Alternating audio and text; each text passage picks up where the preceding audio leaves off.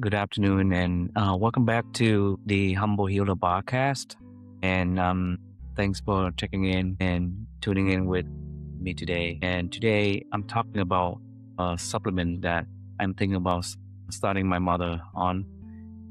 It's an Indian supplement that has spread in popularity throughout the world, and it's called Ashwagandha. And I will put an image up with the spelling of the supplement for the audience. So it is a supplement that has been used for thousands of years for overall well-being, and it is known as Indian ginseng and has spread in popularity to outside of India for the past several years. And it does have a lot of wide range of benefits, including better sleep, improved memory, cognition, which is our intellectual capacity, reduce stress and anxiety.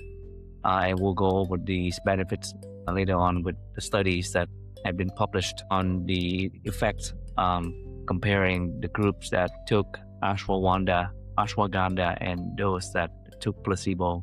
And also there was some reported improvement in athletic performance as well as relieving menopausal symptoms. So just like any other potential supplement in medicine, we need to know the risks and the benefits before taking them. So everything has a risk, and we'll talk about that at the end of this podcast. And we'll start with evidence for benefits.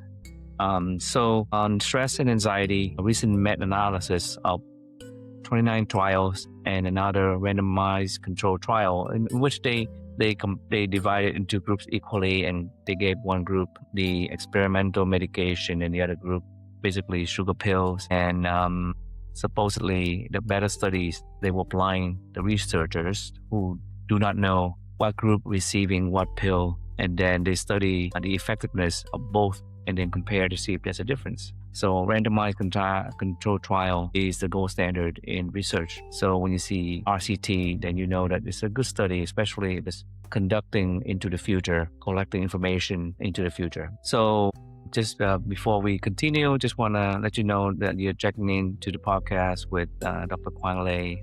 I'm a board-certified family physician who does have many interests in other medicine, such as addiction and weight loss medicine, and wellness and burnout. So the second study also measured the level of cortisol, which is one of the main neurochemical hormones of the fight or flight system. And they found that a significant decrease in stress level as well as the cortisol level in the group receiving ashwagandha. And they also compared the effect of two different doses of ashwagandha, one at 600 milligram and the other one at 250 milligram. And they found similar efficacy between the two doses for lowering stress, cortisol level, and insomnia. However, the group taking 600 milligram per day has a higher reduction in anxiety compared with the lower dosing group. And the second study has small sample size of only about 60 people, and duration of study was only 8 weeks long. There's another study, meta-analysis, which is a study of a group of similar studies of 5 different randomized controlled trial of a total of 400 participants, also found significant improvement in sleep. On memory and cognition, the evidence is not as strong with a small sample size study of only 50 participants for a duration of 8 weeks. And this small study showed a significant improvement in memory, both immediate and general memory. And it also showed an improvement in executive functions as well as sustained attention and information in adults with mild cognitive impairment. Another study of double-blinded randomized control trial of 70 adults evaluated for improvement in athletic performance, and it found significant improvement in VO2 max, which is a maximal volume of oxygen that you can absorb during aerobic exercise, and also a sign of cardiovascular fitness. And also it's found that there was significant improvement in VO2 max as well as significantly reduced time to recovery, which both indicate a good sign, a better improved sign of improved cardiovascular fitness. Another study of 57 adults looked at muscular performance and found significant improvement in muscle strength and size in group taking 300 milligram of Ashgawandha, and the Ashwagandha group was also found to have much less exercise-related muscle injuries as well as more significant decrease in fat percentage. For women in perimenopause symptoms, randomized control of 100 women found that Ashwagandha group has significant improvement in hot flashes, night sweats, anxiety, as well as improvement in urogenital symptoms such as vaginal atrophy, dryness, painful intercourse, urinary urgency compared with the placebo group. The treatment group will also found to have significant increase in the level of estradiol, explaining the positive effects from the study. Now, those are the benefits, and there are a multitude of benefits which explain the popularity or more popular use of this supplement. In summary, we talk about stress, anxiety, insomnia, and memory and cognition, which are excellent to try on those with, especially the elders with mild cognitive impairment or early Alzheimer's. Certainly try, and if it's safe. And then also for those that want to have improved athletic performance, reduce muscle injuries, and reduce recovery time, it's worth trying. And then also a large group of women with perimenopausal symptoms, also worthwhile trying. Let's talk about safety. So everything has a risk, and it's important to understand and see the risk that you're getting from taking the medications. And just remember that most of the studies that have done, I mentioned above, are small sample size as well as short duration. So usually these are considered pilot studies. So the preliminary or pilot studies that encourage researchers to conduct perhaps larger, high quality studies to confirm the findings of these smaller studies.